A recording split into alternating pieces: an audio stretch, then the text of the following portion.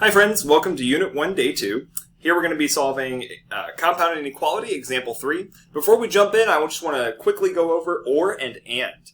The idea of OR is a union, if it's this or this, and the idea of AND is an intersection.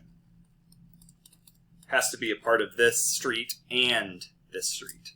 So a way to think about it. Solve each compound inequality, graph the solution set, and write the solution set in both interval and set notation. When you have an OR, you're going to be given two different inequalities. You just need to simplify or reduce them down to just getting a one inequality, and then it's compound because you're going to have another one inequality. So you'll have two that you'll have to work with. So for this first one, I'm going to add 1 on both sides. Gives me negative 3x is less than 5. Divide by negative 3 on both sides. And remember, when you divide by multiply or divide by a negative, you have to flip the inequality. So we have x is greater than negative 5/3. So that's this one on the left. Now the one on the right, I'm going to go ahead and subtract 3 on both sides. I have 4x is less than negative 9.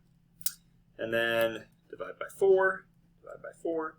And I have x is less than negative 9/4.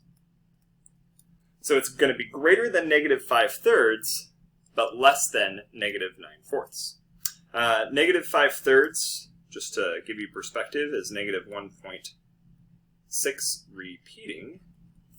And then negative 9/4 is going to be negative 2.25. So what we have here in our interval is kind of the situation where, because this we're less than negative 2.5. So for our interval notation, it's going to be from negative infinity to negative 2.25. And then we talked about this a little bit ago. Because this is an OR, we're going to be using union. So union with, or union, negative 1.6 to infinity, because it's greater than that value. So this is the interval notation for it. The set notation, oh, and I apologize, you could also, I switched over to this for that, but we could also have stuck with our fractions as well. They're the same thing, they're equivalent. Negative 9/4 union negative 5/3 to infinity. Those are the same, they mean the same thing. Set notation. So we have the set of x's such that, and so here, because it's an OR and because we're going in kind of opposite directions here with the OR, we can say x is less than negative 9/4 or x is greater than negative 5/3. So there's that as well. And then let's go ahead and do the number line. I have negative 9/4 here, negative 5/3 here, open dots, and we are shading away.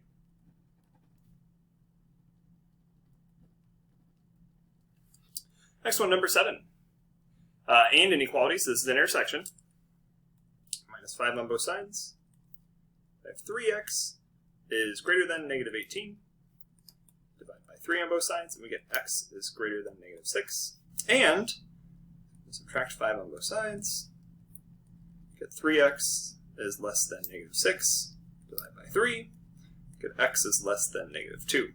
So I have to be less than negative 2 and then greater than negative 6. So the intersection between those two, a lot of students will be like, oh, it's just the numbers between them, like negative 3 and negative 4. Oh, no, there's a lot of numbers between these, so be careful. When I write the solution set, I'm between these two values. That means that my smallest value, non-inclusive, so parenthesis, it's going to be negative 6 to negative 2, also non-inclusive. So again, this is not an ordered pair, this is an interval notation. Set notation, I have the set of x's such that, so x is going to be between negative 6 and negative 2. And this is the way that we write it for and inequalities with set notation. Again, this reads x such that, the set of x such that x is between negative 6 and negative 2, non-inclusive. And then my number line. last part, we're between negative 6 and negative 2. So we have a situation like this. And then 8.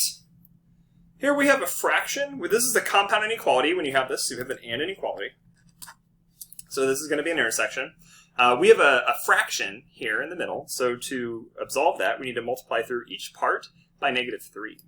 So when I multiply each part by negative 3, I need to remember to flip the inequality.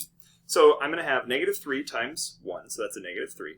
And then these cancel, less than, so this is going to be 2x plus 5 is less than or equal to, this is going to be a positive 18. So now I need to get the x, the variable that's in the middle part by itself. Whatever I do to the middle, I need to do to every single side of this. So I need to minus 5, I minus 5 here, and I also minus 5 here. So that gives me negative 8 is less than 2x is less than or equal to 18 minus 5 is 13.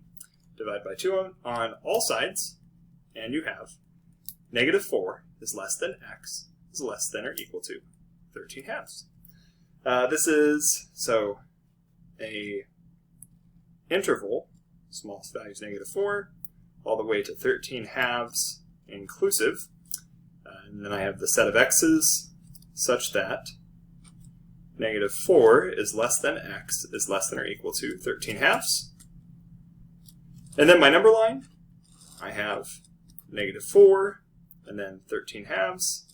13 halves as a filled-in circle, and then negative 4 is open, and we are shading between the two.